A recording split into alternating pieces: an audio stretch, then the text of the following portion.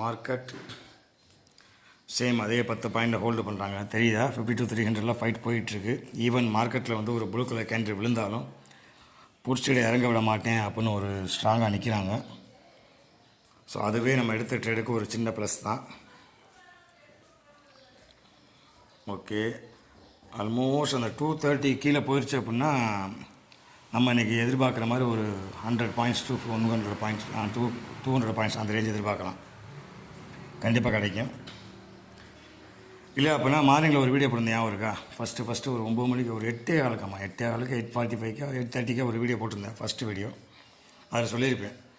அதாவது 51,900 கீழே போயிட்டாங்க, 52 உடச்சி 52,900 கீழே போயிட்டாங்க அப்படின்னா ஸ்ட்ரெயிட்டாக 51,500 தான், வேறு எங்கேயும் நிற்காது வண்டி அப்படின்னு சொல்லி. ஸோ இப்போ வரைக்கும் 230ங்கிறது கொஞ்சம் லிட்டில் பில் ஸ்ட்ராங்கு.